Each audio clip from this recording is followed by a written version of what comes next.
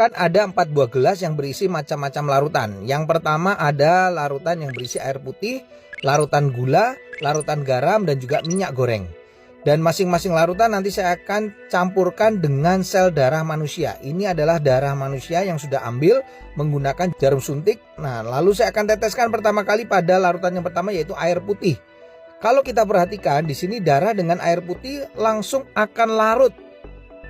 Bahkan ini saya siapkan ada batang pengaduk, saya akan aduk sampai dengan merata, dan di bagian batang pengaduknya pun juga tampak bersih, tidak ada darah yang menempel.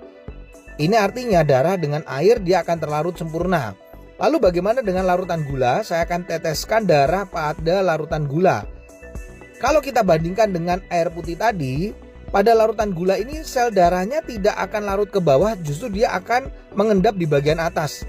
Dan akan saya gunakan batang pengaduk. Nah, Anda bisa lihat ini beda sekali. Sel darahnya justru menempel pada batang pengaduk. Ini kenapa? Karena gula itu bersifat perlengketan. Berbeda dengan air putih tadi, batang pengaduknya bersih. Makanya orang kalau kena diabetes, terjadi perlengketan pada darahnya, mengalami rasa haus, kemudian sering buang air kecil, dan akhirnya suka ngemil.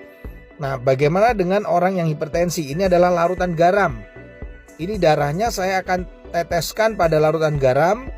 Lalu saya akan juga sama masukkan batang pengaduk.